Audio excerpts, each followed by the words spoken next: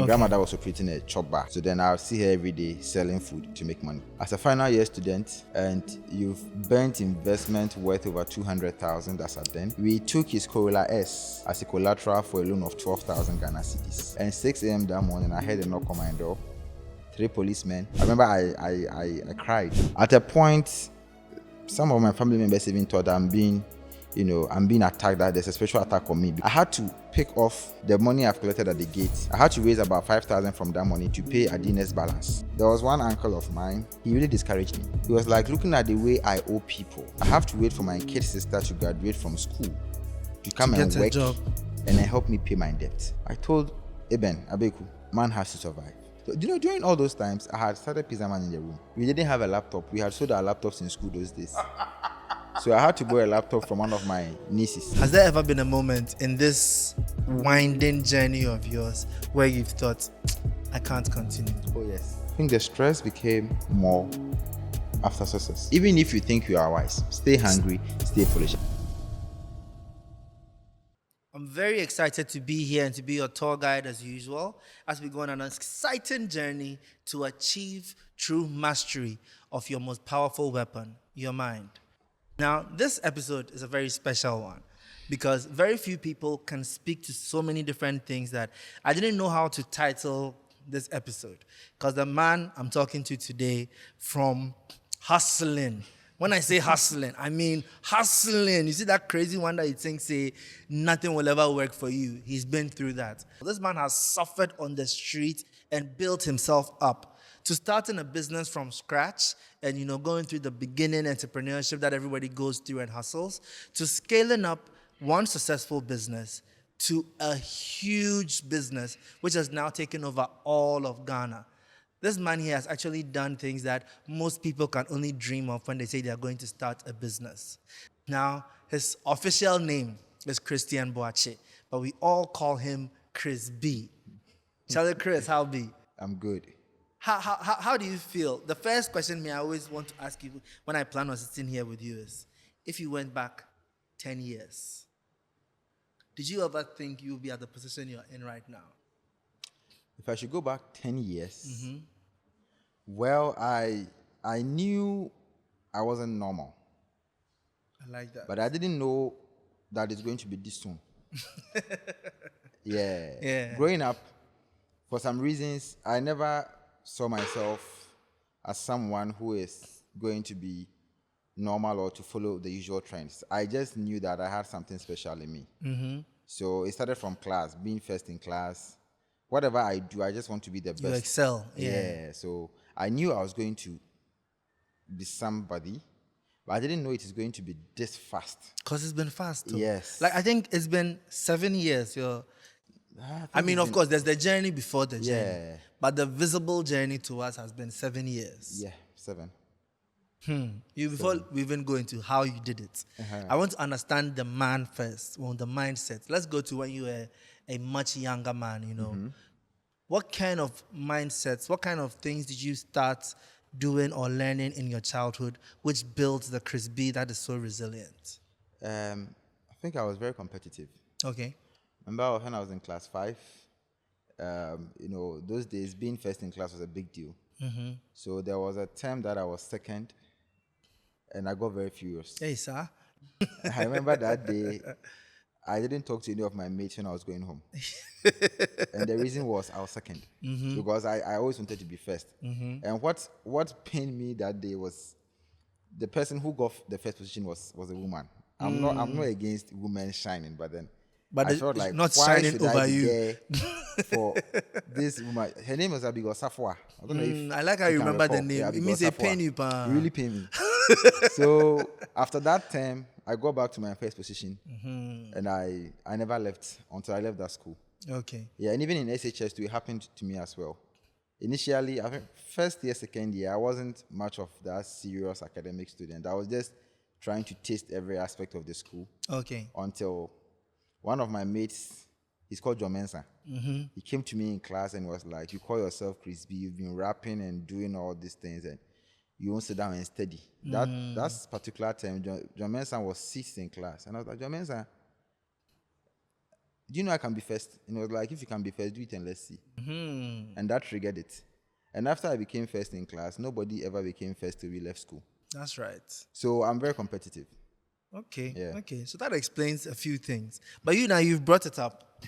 You were rapping. Yes. Chris B, the rapper. Please, I want to meet that Chris B. Tell me about it. At a point, somewhere 2007, 8, 9, rapping became a The trend. thing, yeah. I think when Sarkodie came up, you know, Yeah. everybody wanted to rap. But growing up, I used to listen to a lot of music. Okay. My grandmother always had a radio on, so you always hear music. I used to rap TikTok songs or ball those days. I was getting some of the lyrics wrong, and then my big brother would tell me, no, Correct you. yeah, that is how it. So I loved music. Okay. And I used to write music when I was in class 4, class 5, Okay. my own music. So then when rapping became a trend, I mean, it was easy for me to tag along. Tell us, will you give us a few bars right now? Oh, let's meet at the studio. If you guys hear say I signed Chris B's from this conversation. Yeah. So then, how did rapping, I also heard that you did a bit of events. How did the rapping also turn into events management? Okay, so the rap, at that time, it became a trend. So SHS, the usual style, you know, you want to be that guy who will go and rap, you know, just to collect some fans from the students, and that's it. But then the event management actually came up because I needed money. You know, Okay. I wouldn't say it was my passion. I would say I had to do something that I feel I could do to earn money. Okay. And then I landed on events. Okay. Yeah. How did event organizing go? Will you tell someone that's a way to make money? I will not advise anybody to go into it if you don't know much about it. Some people have made events, Yeah. and they've made good money out of it. But then I would say that if you are not ready to lose, don't enter into it. Yeah, it can actually kill you. Yeah, I've had my fair share of that But experience. you didn't die. You are here. I resurrected. Yes. Okay. Yeah. So then, from rapping, events, Pizzaman. Like, how did that happen? Oh, rapping events, other things came in between before Pizzaman. Oh, please tell me more. Tell me more. Oh, the basic buying and selling. Okay. You know, trying your hands on new things. You know, you see, it's like you feel there is something that you can do out of the usual to make money. So when you spot an opportunity that you feel you can, you know, provide a solution to a particular problem at that moment, you step in, you try and provide that solution, and then you seek for money in exchange. So buying and selling became, you know, something like calculators. I remember when I was in uni, first year, second year, actuarial science students used to use this type of professional calculator called BA2+. Yeah. And you couldn't get some to buy in Ghana. And I had people in China who could buy and then get it to me in Ghana. So I contacted my friends there. I made them buy it. They bring it down. Then I sell it to the students. I add some margins and I make the money. But then you see, it's a seasonal business. When new students come in, that is when you get to sell. Yeah. So it Aside wasn't from that, sustainable. So then all the time when this season is out, I'll look for something that is on just to make the money. And then when it's off, you jump onto the next. Until I decided to find something sustainable, because I can't be moving from this One thing to the next. other. Yeah. But it sounds like you had an entrepreneur mindset right from the get-go. How was that possible? I would say maybe I grew up in a house where I could see, you know, people always doing something that brings in daily inflow. My grandmother was operating a chop bar. Okay. So then I'll see her every day selling food to make money. And money is coming in. Exactly. Because most people are trained that, you know, go to school, get a job, retire, take your pension, die. I also had a side of my family on that side Okay. who were actually pushing me into that field. After university, get your master's done. Then when you are done, you put you into some company. So it's like that roadmap was already set for me. Yeah. But for some reasons, at a point, some of my family members even thought I'm being attacked, that there's a special attack on me, because why is it that we've crafted a path for you and you just want stubborn. to go wayward? Yeah. So at a point, some of them felt that maybe some of our, you know, this superstitious thing, house witches are attacking this guy because they feel he has a bright future. Yeah. Yeah. Oh, wow. Okay, please, let's go into a story that you've told me before of some amazing event you organized that everything went just right. Yes, everything went right. That was in 2018, 10th February. Okay. We named it.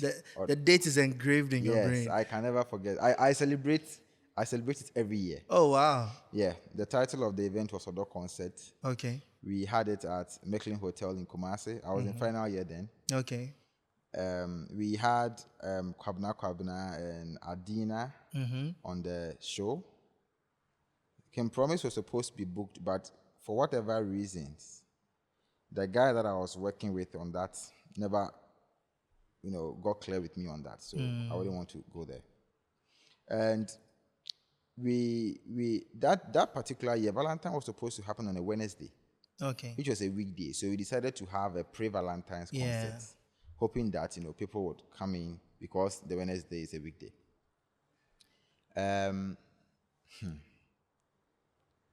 Everything went south because the attendance was very low, and the attendance was poor because I think a day to the event we had a very bad news in Ghana. Everybody was sad. May her soul rest in peace. Ebony 2018 February, true. Yeah. So almost everyone was down. Me myself, I was down because we all liked Ebony. Yeah. So then people didn't show up. That was one. I think the organization too, I would say it was inexperienced. I mean, I should have started small. I mean, why would you just be too ambitious to just, do a program at Mecklin Hotel? I would also say I didn't do my projections well. And it all goes down to inexperience. So then I lost woefully. I think that was the beginning of my hustle. Yeah. Initially I was hustling, but that was on the surface. But after that event, I literally buried myself into the ground. Wow. And I had to find my way up. So when you say you lost, like how big a loss? Very big as at then. Because as a final year student in the university, and you've burnt investment worth over 200,000 as at then. Wow. It was a lot of money. Wow. And that money, all that amount wasn't mine. I had to take some from friends, from family. So that means now you were owing people. Exactly. So how did you find a way to pay them back, or to even manage not having money to pay them back? That was like another episode on its own. From 2018 to 2020, every month seemed like a year for me. Charlie. Yeah, that moment when you get phone calls and you can't even pick the phone because the call coming in is coming to harass your peace of mind. Yeah. Just because you owe them money. So were you swerving them? Were you giving payments plan? There were some of them I was swerving. Okay. There were some I had to face them. I remember I reached out to one man. I wouldn't disclose his name. And I told him about my situation, and he asked me to go and read The Richest Man in Babylon. At that point, I was very furious. I was like, I didn't say I need a book. I need help. And the only thing you can recommend to me is a book. But I still went to read the book anyway, and it spoke about a man giving a payment plan on how to, pay off his debt. But that wasn't what I needed at that moment. And it really led me into so many situations. Yeah, I lost some good family relations, even as at now. I lost some good friends too. Along the line, there was one guy, I will not mention his name. We took his Corolla S to one car dealer around Santa Similo Junction. The car dealer's name is Napu.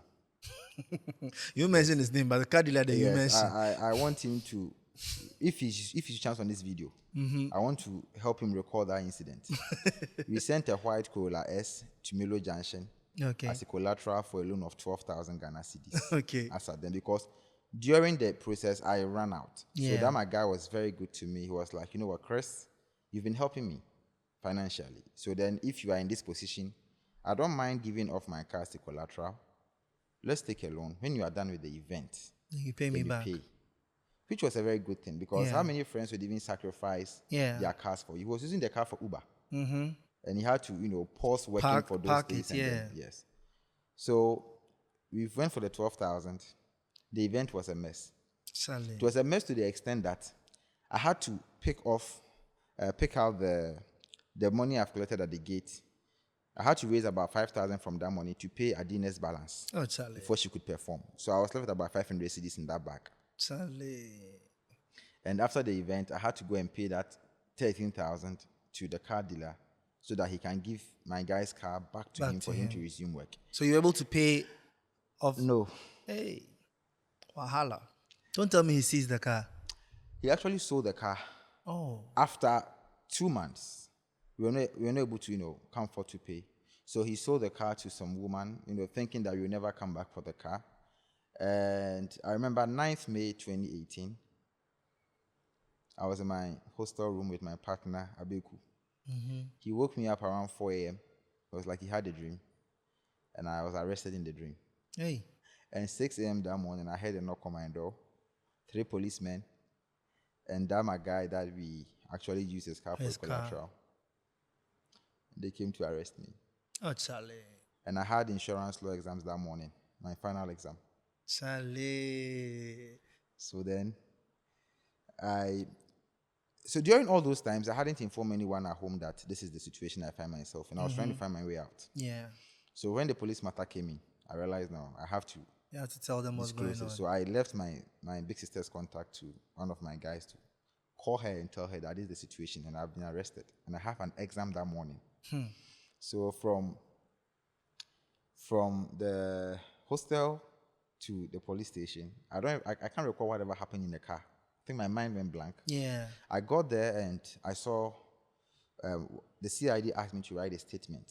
And I asked him that, why have I been arrested? And he said, this your guy said, you took his car for a wedding, you told him that you'd be back after Sunday, and you never returned the car.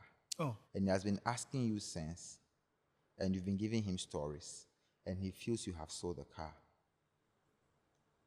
I was like, which friend? He said, this guy. I was like, did you say I took the car for a wedding?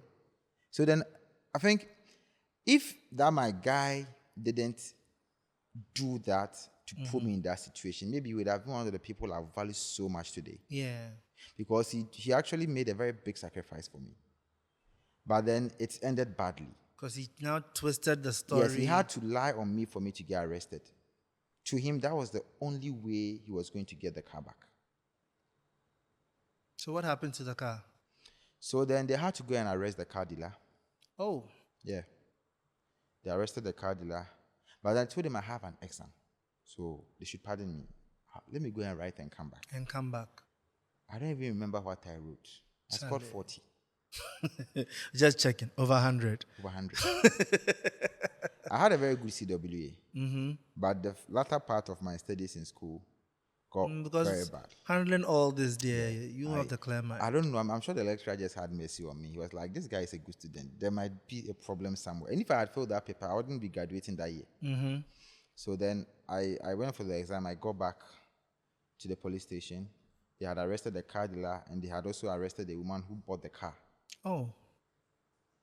So it's the car dealer who came to tell them that, see, I was at my workplace and these two guys brought the car for a loan.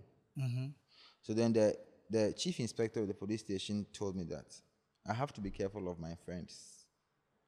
So if people know me today and they sort of see me to be a bit antisocial, I am because of that incident. I was a very open guy. Okay. I had a lot of friends. I was the people's person. Mm-hmm. But of late, I can stay in my space for like a month without talking to any friend, and I don't even miss anyone. That is how bad it has gotten to, because I just have this feeling that if I should open up again, somebody can do the same. The next damage might be deadly than what happened before.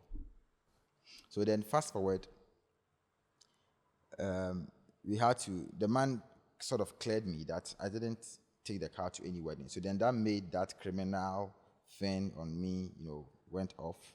And then we had to solve the matter as it is. Okay, the guys brought their car for money. You charge them interest. They have to pay you back their money, and then you give them their car. So that's where it ended.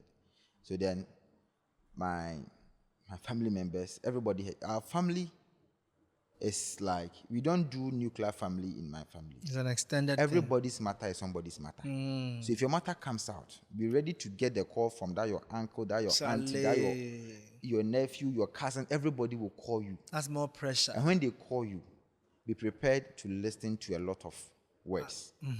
For me, I was seen as that good student, promising student that is going to graduate with first class and do the masters and go and work in a company somewhere.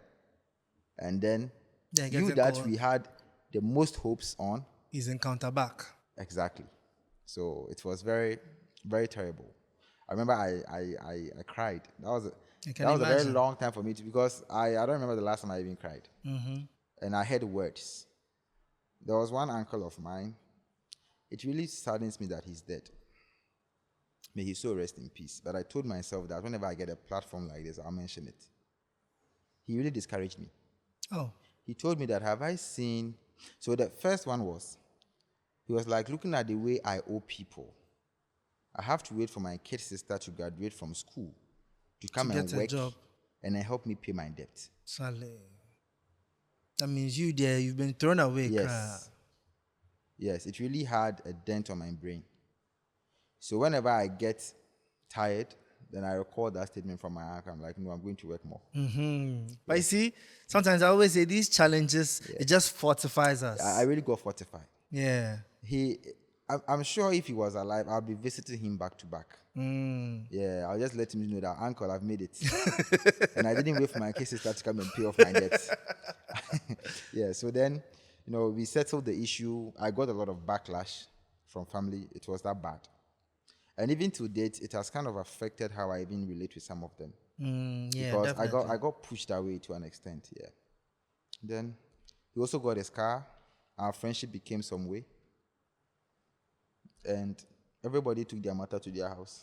Charlie. Yeah. So what happened next? Right now, you've been through one difficult challenge. You've lost friendship. You started losing family. What next? How did you dig yourself out of this? So then the next battle was, now that you've done this, prove to yourself that you are not a failure.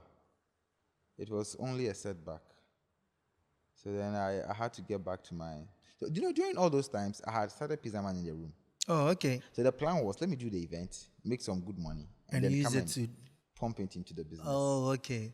So the event was just investment for Pizzaman. Exactly. I was taking advantage of the Valentine's season. Oh, see, okay. I told you that I used to take advantage of seasons and then make money out of it. Yeah.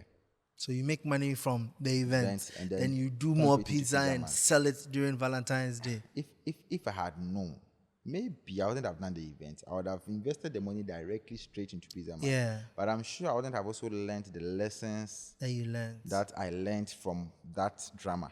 Okay. Because the event kind of slowed me down. So February, March, April, May, June, business became a bit some way for me. I still had my oven in the room anyway. So at that time, Pizzaman started in your room? January 2018. Okay. Yeah. So you make the pizza at home and deliver? I wasn't even doing deliveries. Initially, it was more of bulk orders. Okay. So when an association is having an event, I take the item 13 contract. And then I serve them pizza slices. And then add drinks to it. Okay. That's how it started. So then we selling on the daily was as a result of hardship. 14th April 2018. I love how the dates are engraved in your mind. The dates are just in there. So 14th April 2018. Before 14th April, things got very tough. As then I hadn't been arrested. Okay. I was trying to find ways to raise money and then pay off for the car. So April, I told Eben Abeku, my partner, that man has to survive. And let's start selling the pizza in boxes. And for him, whatever thing I bring on board, he said, let's do it. So then I remember I called one man. I found the number online. I called for 50 pizza boxes. And unfortunately, he couldn't deliver to me. He was like, I should go and pick it up from one restaurant in Asokwa called the Busian Restaurant. Okay. So I was furious, like, why? I've ordered for 50. To me, it was a big deal. Yeah.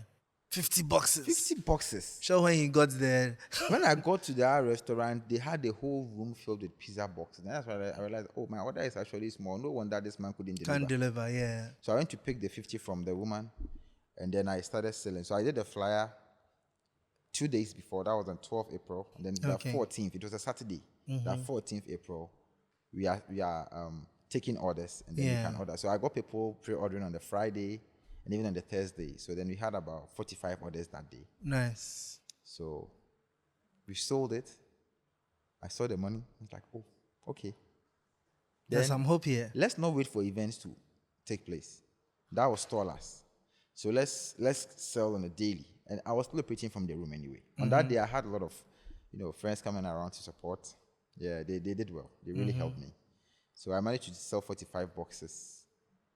The following day, I did about 50 boxes. Okay. But then I had a challenge with delivery. I mean, I was a bit inexperienced, but I was still, trying to push.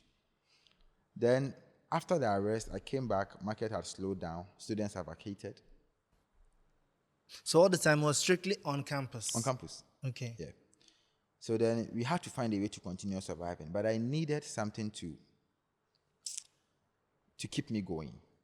And because I did actuarial science, I had a maths background. Okay. So I decided to do some calculations. How many boxes of pizza do I need to sell in a day to make this amount of money? I was torn in between taking a decision of doing national service or chasing my Your pizza dream. Those days, national service remuneration was around 559. Yeah. Annually is around 6,600 and some points. And I was able to sell 45 boxes of pizza. As at then, the large box was 35 Ghana cedis. Okay. I was like, oh, well, if I You're making more in a day than you would in a month. Yes. Then let's do the pizza. So I showed the calculations to Abeku, and I was like, bro, I'm also not doing national service. So this is what you have to do. For you, if you don't do it, you'll be in trouble. Because you have to report to whom that you are doing national service. So as you are going to be a teaching assistant, in the morning, I'll go to the shop, set the place up. Then once you close from class, you join me. Okay. So that was the agreement. And it's not like we are not going to pay ourselves. How can you pay yourself? So that's how it started. So then we had to move out of the room to find a shop closer to campus because we're living in Kote. Okay. Which is a bit far from campus. We had to get close to the student community. Okay. So then we had to rent a shop, set it up, and then start selling. Renting the shop and setting it up too is another story. Because I was going to say, so as you were in debt, you had to get more in debt to rent a shop to start Pizzaman. Yeah. How did you manage to get that money? Chris B. Do you believe in God? I do, because miracles do happen. Yeah, but there are times too that God has given us brains. Yeah. You just have to, the brain can actually perform on both sides, both the negative and the positive, And the side. positive, But make sure that you use your skills for the positive. Yeah, sides not the only. negative. Yeah. I don't want to go into that. You don't want to go into that one. It's a lot of stories. Let's go to the next story. Yeah. So how did you manage to finally jump out of all these debts? Because I don't think the business would have been successful if you kept going, owing so many people. It took me about 2 years. 2 years. Yes. 2018 to 2019 was very terrible. Okay. Very terrible. I think very terrible. That's the best way. That's the summation. Yeah. Very terrible. Okay. So then, I know that at a point in time, you definitely had to now meet Quick Angels, which expanded everything. But what transpired? What led to that? Well, Quick Angels. I think that company was actually founded for me. Yeah. Time and seasons. Yeah. The year that it was launched, that was 2019. I think the same month, the month of launching was when we actually visited them. And as to how we got to know about them, it's even funny.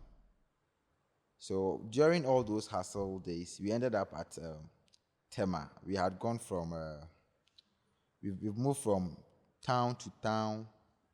Only God knows what we were doing. And then we ended up in Tema. That was my partner's sister's house. Okay. We went there unannounced. Okay. We didn't even know the number of days we're going to spend there. But there's that movement where you just move, hoping that something will come out of it. Yeah. So the neighbor's radio. That neighbor used to complain about the fact that we don't sleep early and we've been having late night chats and we've been disturbing her sleep. So her radio, one morning, was playing Peace FM. And I heard an ad. Do you have a business? I'm looking for an investor. Call this number. So I picked up the number and I called. And that's how come we found Just like that. Yeah. So what's the pitching process like? I mean, when you called, what was their response, first of all? So one lady picked up. She asked us what we do. We told her, we are into pizza business and we need funding. Okay. Just like, then you have to come to the office and meet the business consultants. Okay. So then we went to the office, met the business consultant. She asked us to bring a business plan and samples of our product. Okay. So as to how we got the samples. Yeah, because you're in Accra. Your business is in Kumasi. It's another story on its own. but we got the samples. You brought the sample. So we sent the samples to the office around 2 p.m. Okay. And they were, I mean, when we got there, people were already pitching. We sat till 10 p.m. Ouch. In my mind, I felt maybe they would just close and go and say we should come tomorrow. I told Abeku that, see, if they tell us to come tomorrow, I can't do another new sample. I'm sure it's your last money you used to make that how sample. we managed to get this sample? If they tell us to come tomorrow, we can't come with samples again. So what was the pizza all this time, from 2 to 10 p.m.? So we had given it to, it was with them. I think Okay. they took it to their kitchen. Okay. So after, I think about a few minutes after 10, we were called up. And during all those times, I was still putting together our presentation slides because... Your presentation wasn't ready? No. No. Should I say it? Yes, please say it. We didn't have a laptop. We had sold our laptops in school those days. So I had to borrow a laptop from one of my nieces to use for that presentation. So she brought the laptop to me whilst I was at Quick and just waiting to be called. Wow. Yes. So you started the business plan there? Yes. That means it's even God who saved you by them not calling you at the 2 o'clock. Exactly.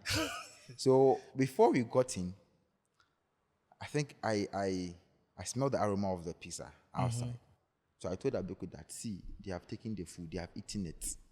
Once they've eaten the food, they've committed. They will invest. They have to invest. You can't eat my pizza and go free. So we went in fully charged. And that was when I saw Mr. Richard Niamakwe. And I saw Mr. Lamte, Romeo. I saw a couple of people. They've gathered around the table. And then we were asked to sit and then start talking. So we projected your newly made business plan. Yes. And the conversation started. I realized they were more interested in numbers. Okay. And that was in my field. So they asked you how much profit per product, how many have you been able to sell, the margins, percentages. So they ask and I answer. They ask and I answer. So like I know what I'm about. This is where your students' days You came understand? Yeah. So one thing that also helped us, we've been keeping records of all our sales since. Okay. Yeah. So we had like records of our sales printed out. Yeah. To show evidence that it's actually a business in existence. Yeah. So then, after the presentation and a few questions, Mr. Kwe asked, so how much do we need? So I tapped that bill. Like, see, if you mention any big amount, maybe they'll and go they out. get angry, you will lose. So let's say something small for them to know we are considerate. So we mentioned an amount. And he was like, oh no, this is too small. You need this amount. And then he started explaining why we need need that amount. We had a picture in our mind, but we were sort of scared to pronounce it. Yeah. And he actually projected the picture in our minds to us. And even went further to add more features to it. So I was like, oh, then this is the person I need. This is somebody I need because he understands the direction we want to go. So working with him will be very, very easy. So then that evening, we just had a deal, and then things began.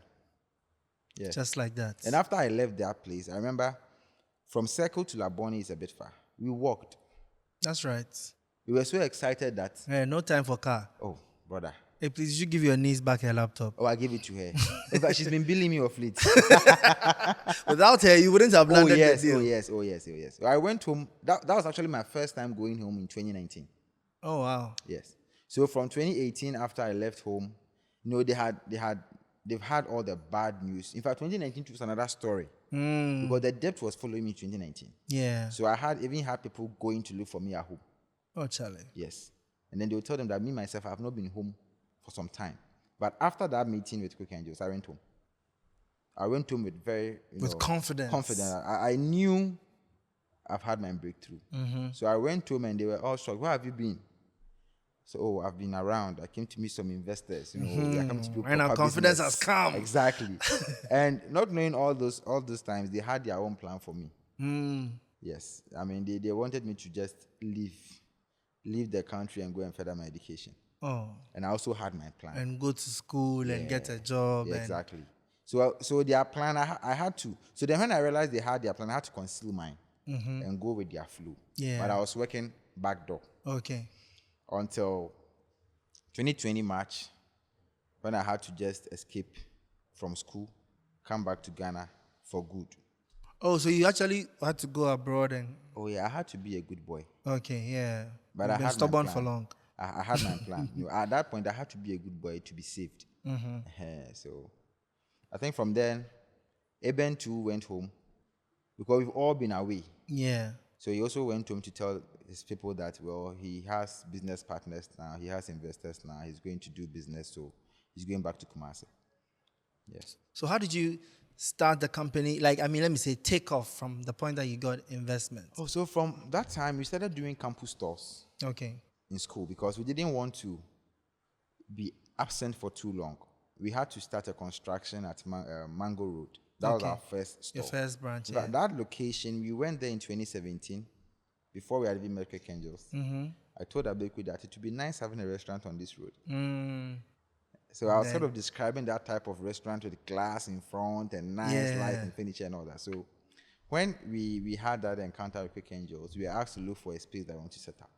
And he said... we knew where we wanted to set up, so we just went straight to that place. Nice. To set it up.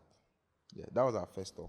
Okay, so then what success of the first store made you know it was ready? Because one thing I tell everybody all the time that what I marvel about the most with Pizzaman Chickenman is not just the business model, but how you've been able to duplicate that model all over Ghana. So at which point did you know it was time to scale up? Well, I wouldn't say there was a point that for us, we knew we were going to scale up. Okay. So started with it. From the onset, we knew that, okay, let's work with this. Once we are able to master the operations, we check our profitability, and we are good, we can move. Okay. So then, those days, I think after KNUST, our second location was at Sofoline. Okay. So KNUST is too far, but we have people from Abuakwa, Tanoso, ordering from KNUST. Okay.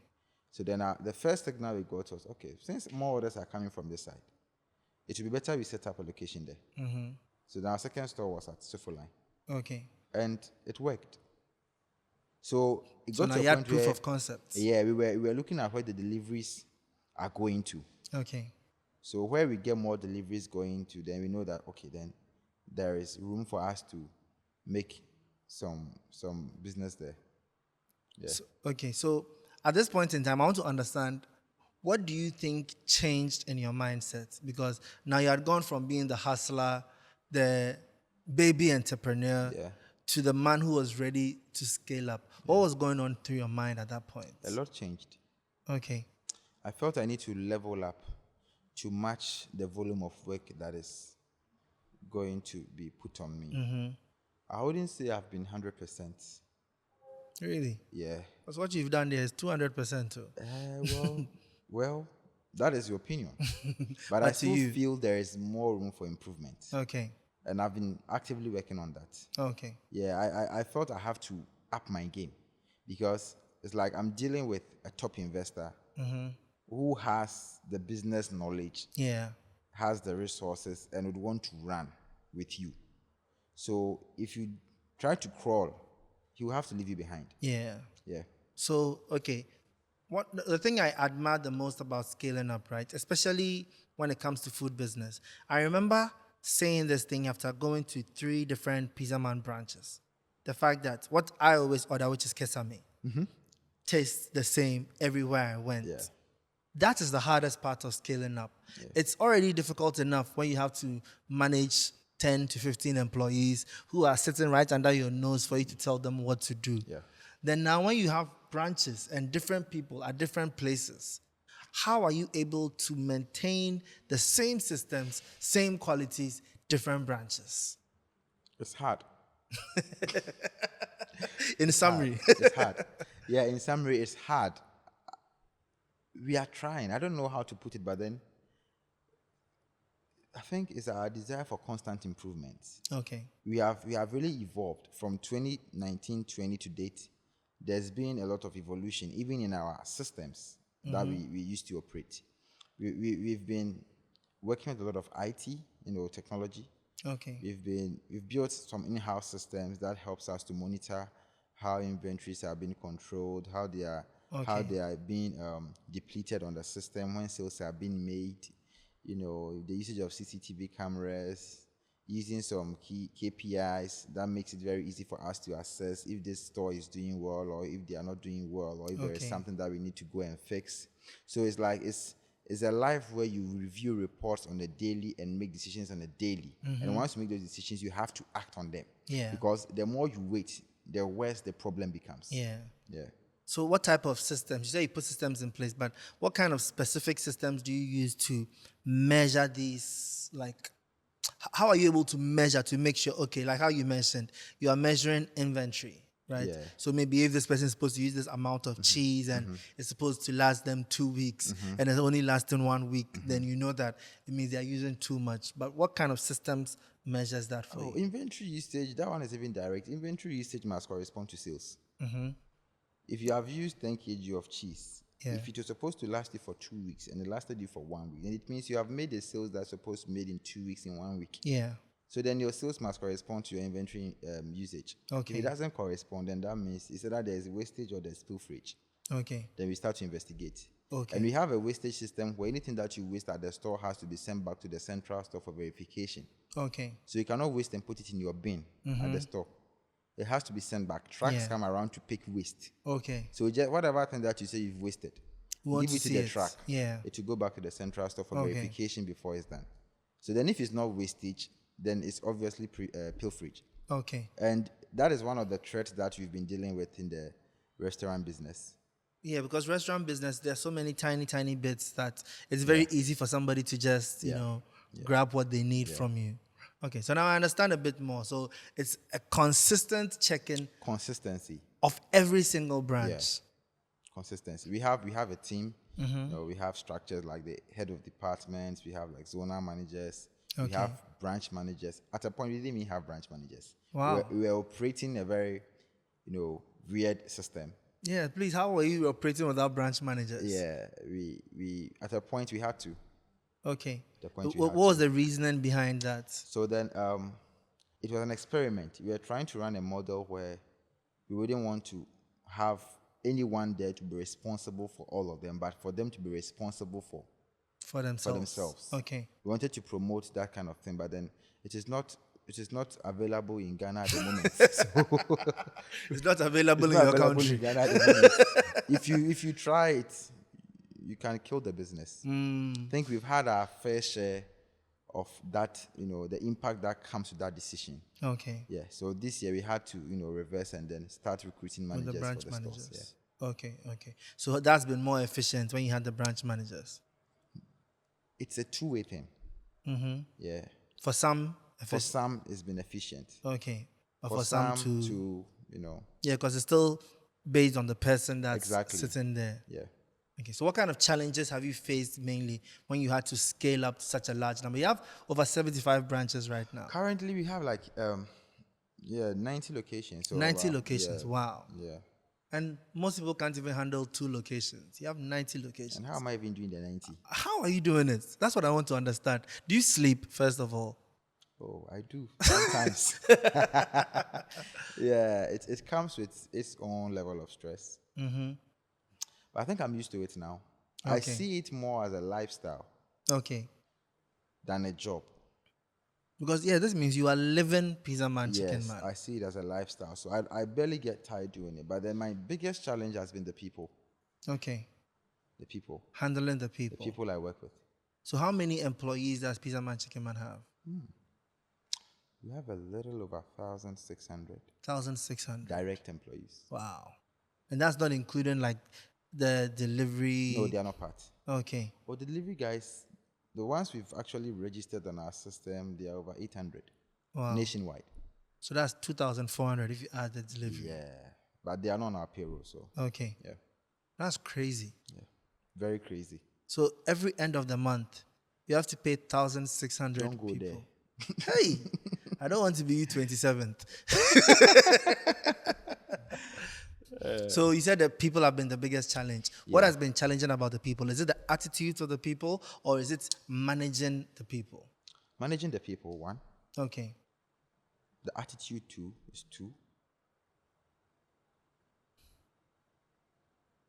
Can I say we lack moral courage? True. I get you. Is that bad? Yeah. People always trying to find a quick way to. Yeah, it's that bad. And it's very frustrating. So you spend your life managing the business, managing the people, and acting like a CID sometimes. You always have to think like a criminal. Yeah.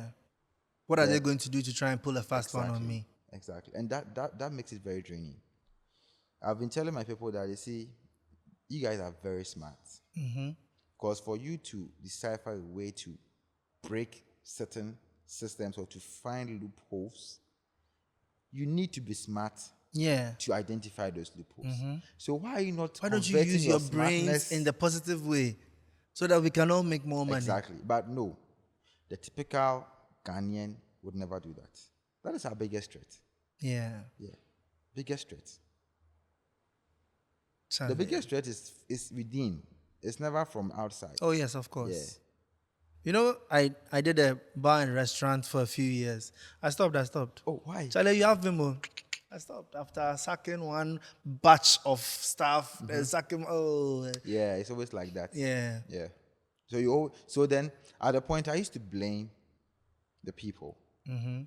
But currently as I sit here, I don't even want to shift any blame to any staff again. Because it's the system.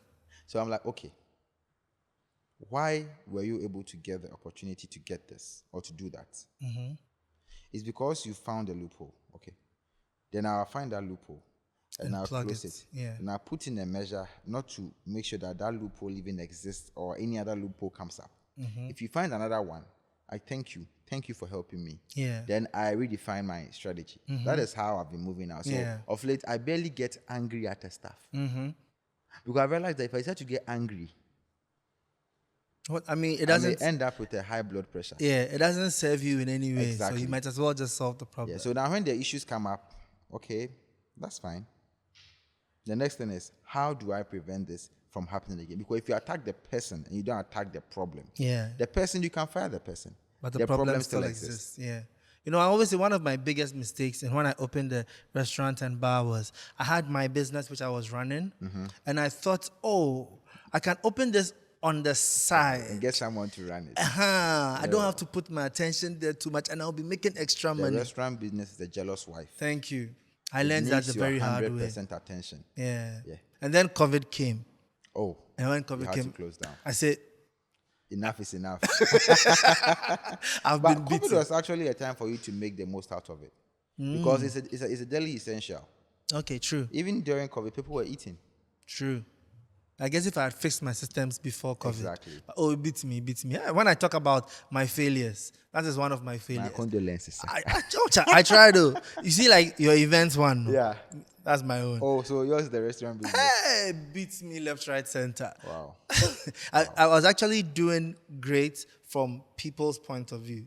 Because when you come there, every time people are sitting there, they're buying drinks, they're buying food. It's like, hey, Charlie, Richie, dear, But my the dad back touch. end- Everything he touches succeeds. I was suffering. The back end. The back end. Crazy. Hey. Yeah, crazy. Crazy. I think that's one thing that I've admired so much when I keep watching Pizzaman Chickenman, because I know, and this was one location. So I know what it takes to be in the food service industry for one location. Yeah. So when I look at it times 90, that means you are solving massive problems Too much. at a massive scale. Too much problems. How are you still breathing? Don't you have hypertension and things? I have a mini BP tester though. Oh, okay. I've been checking is it the pulse? That kind of machine. Yeah. I've been checking once in a while. So work-life balance. What's your work-life balance? How do you? There's no balance. You sound like Cody Sanchez. There's no balance. I need to be honest. There's Yeah. no balance. Do you think there should be a balance? It depends on your goal and objectives. Anyone who has ever tried to achieve excellence has never had a balance at a certain point in his life. Yeah. I think this saying work-life balance is a cliche. I don't really believe in that. Let's take Cristiano Ronaldo as an example. Those days when he was, I think even right now, he still trains like crazy. I honestly don't think there's any massively successful person who has achieved a work-life balance. If you want to be mediocre, if you want to be average. Yeah.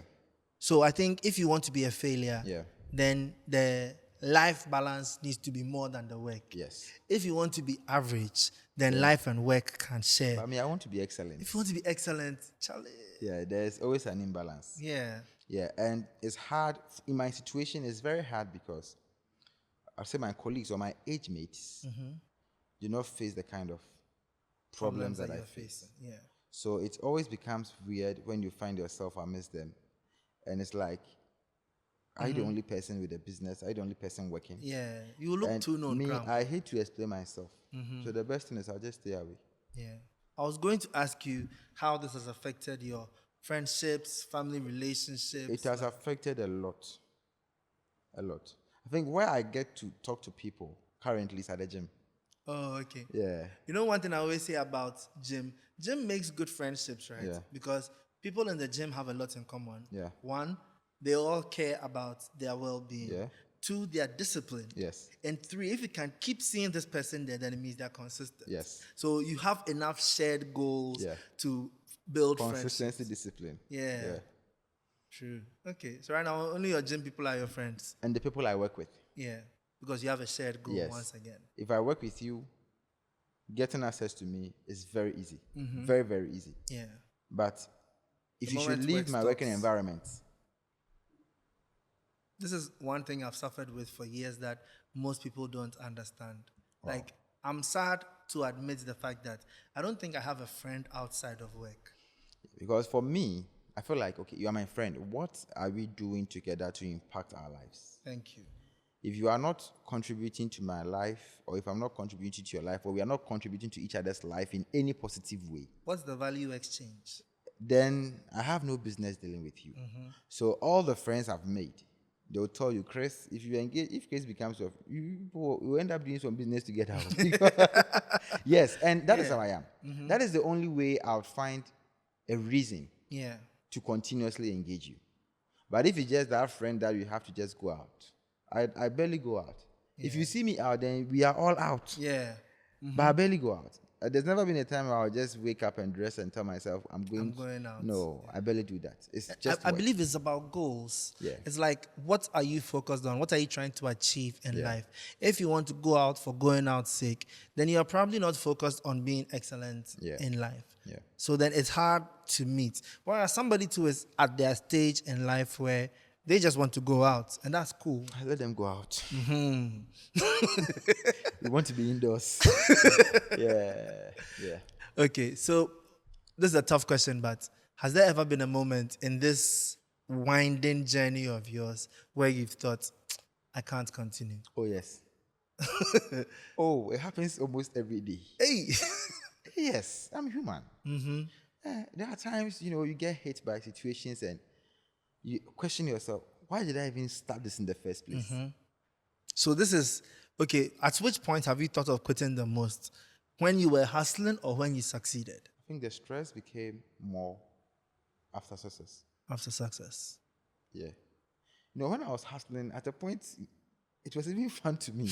When you were swerving people. Yeah, it was fun to me because I remember there was one day, I owed this guy. Let me mention, his name is Godwin. Okay. And he came to my hostel. That was in 2018, 2019, thereabout.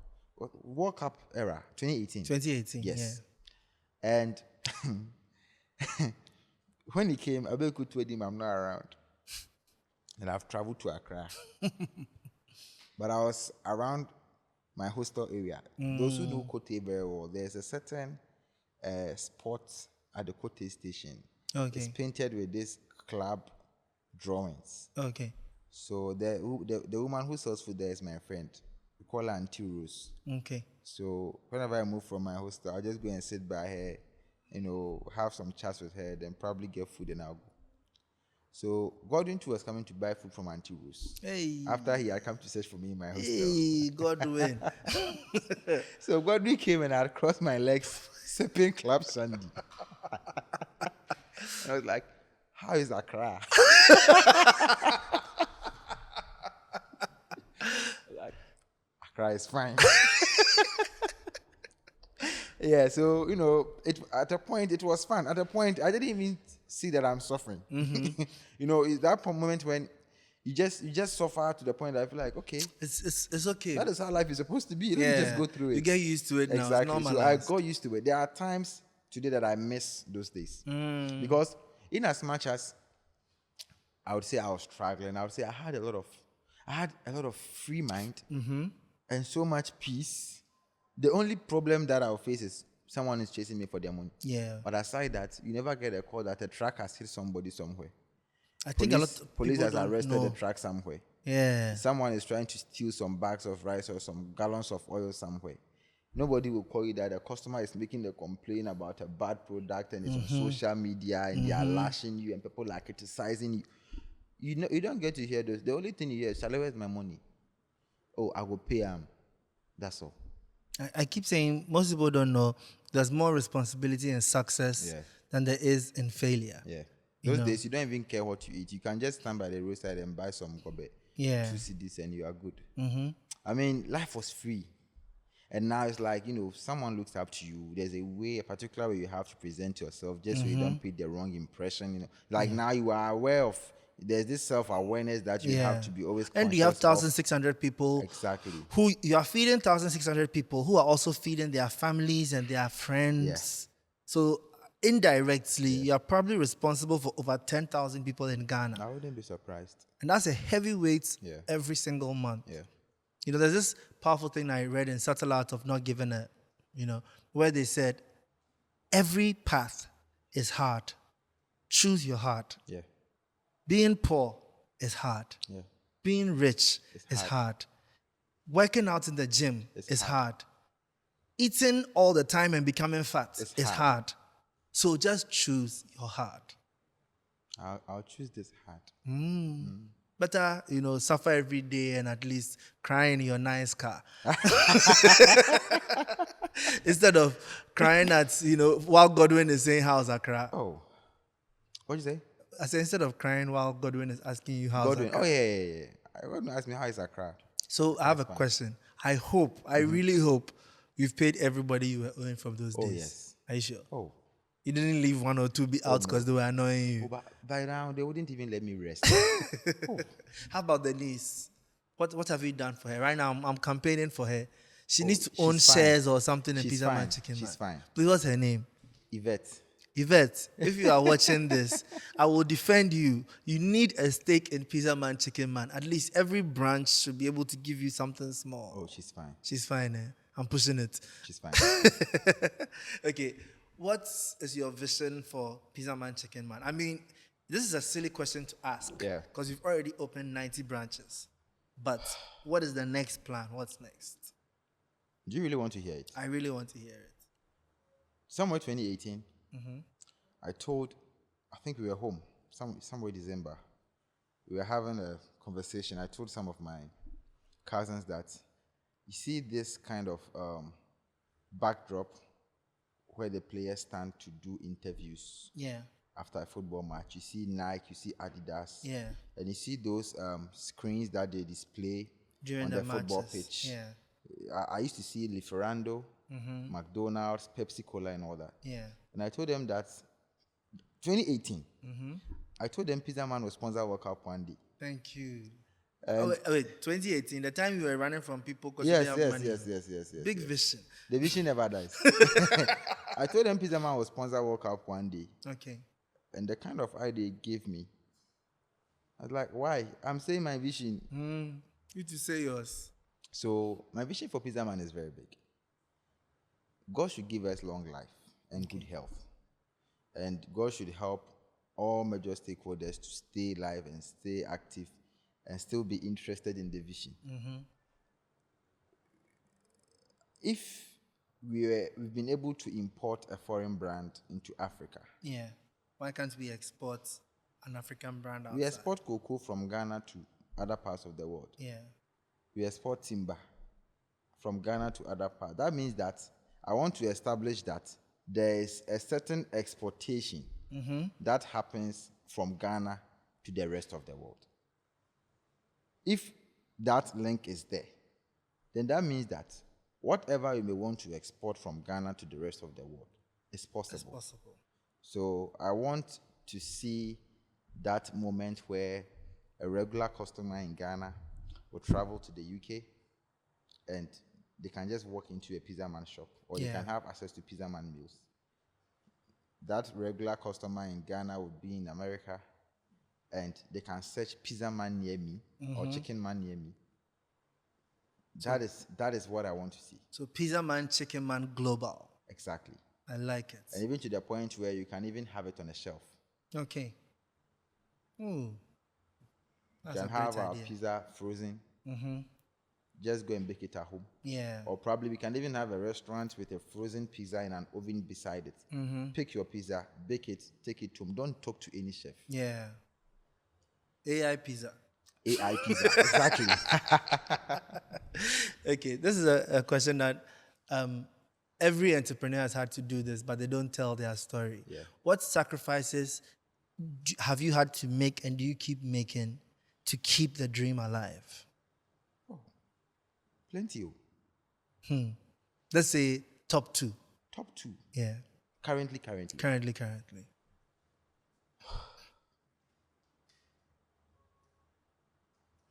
Denying yourself the things that you desire. Let me make it more practical. Let's say you have 10 million cedis sitting down, but you are only expected to spend 10,000 out of the 10 million. Yeah. How does it feel like? Very painful. Are you sure it's only painful? It's not depressing. It's depressing, though. I always say, like me, when I look at my end of year report and I look at how much money has come in, and I look at my personal life and how much money has come in here, I'm like, oh, Charlie, I'm not working for me. Yeah, so you see, when the size of a vision is too big, there's a price you pay for it. Yeah. So that price is when you deny yourself the things that you desire for the sake of the business. Yeah. Sometimes, not even just in monetary terms. There are times I would want to just roam. But I you just can't. feel like I'm not in a box. I just want to roam. The business But needs then, you. in the course of roaming, you pick your phone and you see that, Charlie, you have work to do. Just go back and get it done. That constant reminder where you feel like there is more to be done. I have never felt satisfied with my level of operations. I won't even lie. So I've been talking to my executives, the HODs. I told them that, see, you guys are not doing bad. If anybody convinces you that you are not working well, it is a lie. It is me that I don't see it. So if you should leave the business right now and go into any other space, they will hail you. But if you come here, it's because it takes a lot of things to make me satisfied. So the appetite is bigger. Exactly. I'll always come at you for the little mistakes that you do. And if you're not too careful, you might think I don't appreciate your efforts. I do appreciate your efforts. But why do you want to be 90 when you can be 100? And you know the gap between 90 and 100 is bigger than the gap from 10 to 90. Yes. Because excellence is an attitude. Yes. I think I've seen it on your post. Yeah, excellence is a habit. Yeah. You have to be intentional about it. It doesn't just happen. Exactly. Excellence is from every single thing you do. The way you wake up, the way you walk, the way you show up, you know. Yeah. Wow. Okay, there's something I need you to do for me before we close, right? Okay. My goal for this entire podcast, everything that I'm doing, is I want to affect people. I want to help them to become masterminds. I feel like mindset is one of the things that is bringing Africa back, and I want to remedy that. So having a mastermind like you here, I want you to imagine that as you're looking through the camera, you can reach into the mind of the person watching and drop one mindset shift. What would that be to set them on the right path? Arrival mentality. Okay. Never have an arrival mentality. Why am I saying this?